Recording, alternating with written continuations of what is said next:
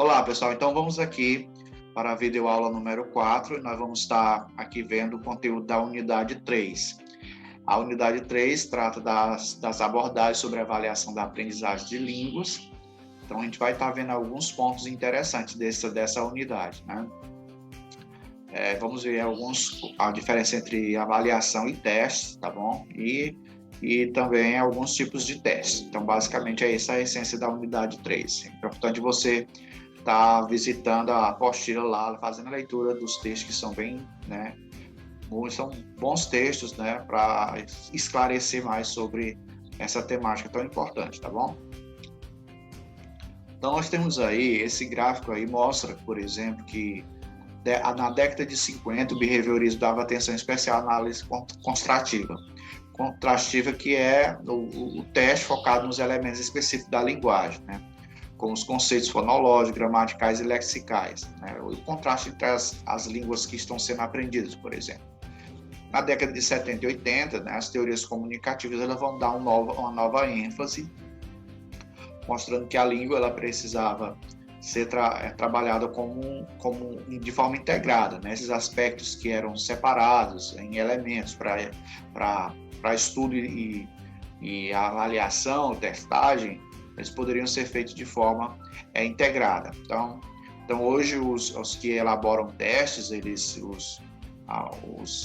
essas avaliações que são realizadas, eles buscam, né, formas para validar e integrar as diferentes partes que formam a língua, né? Os elementos que formam a língua. Tem um ponto que é muito importante a gente saber o que são esses discrete points e integrative testing que surgiram, né, na década de 80, né? É uma perspectiva, conhecer um pouco dessa trajetória, ela é importante para você entender como é que você vê esses testes, como eles são elaborados hoje, tá bom? Os testes, por exemplo, de pontos discretos, né, os discrete points, eles foram construídos, né, na suposição de que a língua pode ser dividida em suas pequenas partes, né, e testadas e ter o sucesso no resultado. Então, esses componentes são as habilidades de ler, escrever, né, falar. E você ainda vê muitos livros, mesmo com a proposta de comunicativa hoje, você ainda vê o livro sendo separado pelas unidades de habilidades, né? Tem uma folha lá só para explorar a leitura, outra para a conversação, outra para trabalhar a escrita. Então você vê ainda isso muito, porque tem a ver com isso bem daí, tá bom? Foi alegado que um teste geral de proficiência linguística não deve provar todas as 4 habilidades e tantos pontos discretos possível. Aí foi a abordagem que vinha, né, a ser chamada de integrativa, ou seja, mostrar que a língua pode ser testada, né, incluindo, né, todos os pontos discretos, né, mas de uma forma integrada. Aí nós vamos ver aí alguns autores, né, que argumentavam, né, a favor do uso, né, da avaliação dos pontos discretos da língua, ou elementos separados da língua, e o teste integrado, né? Por exemplo, o Waller argumentou que a competência linguística é um conjunto unificado de habilidades que não podem ser testadas separadamente, é o argumento dele. Savinon logo seguiu seu apoio para teste integrativo. Qual é a aparência de um teste integrativo? 2 tipos de testes historicamente têm sido considerados exemplo de testes integrativos. Então, posteriormente, né, vamos ver os modelos de teste que integram as diferentes habilidades, né? Aí, dois exemplos deles são esses aqui, o Closed Tests e o Dictation. Eu trouxe até uma amostra aqui para você ver como é que é o Closed Test, né? Por exemplo, numa passagem de leitura, ele avalia, né, a sua compreensão da língua nas diferentes habilidades, né? Por exemplo, vem aqui, ó, que é um exemplo de um parágrafo, né?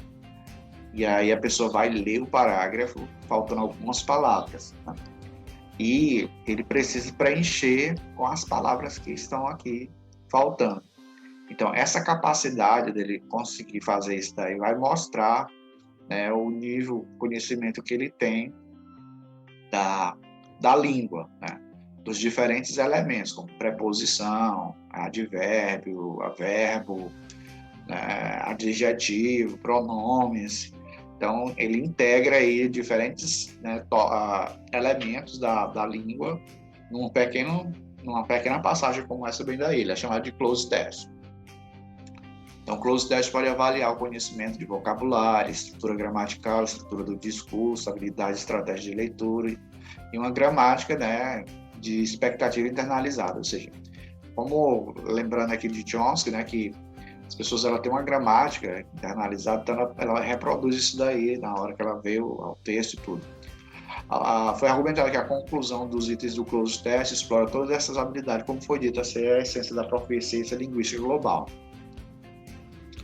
Os dictation tests, o teste de ditado, também é uma técnica bem antiga, mas que evoluiu para dizer também que ela pode testar, né, saber se a pessoa tem, né, os diferentes elementos, né, da língua presentes, né, internamente, né?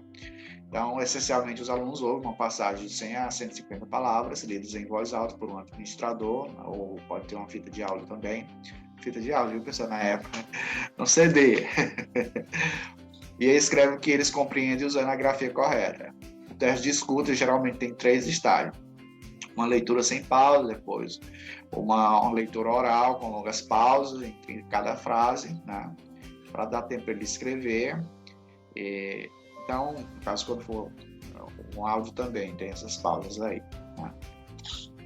A gente vê isso muito também nos testes do TOEFL, né? Eles têm a fita, ele dá pausa o tempo para você escutar e depois escrever. Tem muito bem usado essa técnica aqui nesses testes do TOEFL, por exemplo.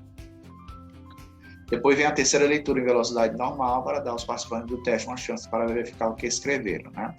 Então, o sucesso em um ditado requer escuta cuidadosa e reprodução por escrito do que é ouvido. Então, esses 2 testes aí, eles dizem que eles integram, né, as habilidades, tá bom? Aí tem mais coisas aqui sobre o teste. Essa hipótese do traço unitário foi desconstruída, depois se dá uma lida aqui. Bem, aí nós tivemos aqui, né, da década de 80, a chegada do Communicative Language Test. Lembra lá do Communicative Approach? Pois a abordagem comunicativa trouxe também uma forma de testar, né? Então, o campo do teste da linguagem abandonou a discussão sobre a hipótese do traço unilateral e começou a se concentrar no design comunicativo de tarefas de linguagem. O que é o traço unilateral, né? A hipótese afirma que existe um fator de proficiência do idioma de modo que todos os pontos discretos não somam esse todo. Outros argumentaram fortemente contra a posição do traço unitário. Em outras palavras, o traço unitário quer dizer que cada pessoa quando ela desenvolve os pontos discretos, né, ela tem a habilidade total da língua, né? Então, foi provado depois que isso não é verdade, né? Mesmo você tendo a habilidade de leitura, né, a habilidade de escrita, conhece a gramática e tudo, mas você pode não falar, né? Quando foi desenvolvido aquele método direto, né, ele foi uma tentativa de dizer que a pessoa tinha passado 30 anos estudando a gramática de uma língua, que ele nunca tinha aprendido. Ele estudou gramática, os elementos. Aí ele, não, isso daí não é verdade. Aí ele desenvolveu um método direto, que é o método de imersão, né, para provar que aquela forma de trabalhar, né, os elementos separadamente, eles não ajudam você a falar a língua, não dá conta do todo, né, que é a habilidade de se comunicar, tá bom? Então, o traço unitário é isso bem daí. Então, foi abandonada essa teoria, tá bom? Então, eles vão incluir alguns princípios, né, para elaborar testes que atendam, né, o teste chamado holísticos, né, para indicar o desempenho da linguagem, né? Então, a fim de um teste de idioma específico ser útil para os fins pretendidos, o desempenho do teste deve corresponder em demonstrar maneiras de usar a linguagem em situações não técnicas. Ou seja, daí vem os textos, né, vindo para os livros didáticos mais autênticos, né? Não, eles dão preferência no Communicative Approach de textos voltados para a vida real, né? Como a gente já falou. Aqueles textos montados, diálogos montados, eles não são ideais, porque tem que testar como é na vida real, né? Então, o teste comunicativo apresentou desafio para testar os desenhadores de testes, né? Os construtores de testes começaram a identificar os tipos de tarefa do mundo real que os alunos de língua eram convocados a realizar. Aí, apareceu aí nessa história toda, né? Todo o inglês para propósito específico, né? Que ele vai voltado para determinadas áreas, né? Ou profissões, né? Mais alguma coisa aqui sobre os testes, né, comunicativos, né? Então, aí foi uma nova mudança aí, né, na proposta de avaliar, né? Visto aí.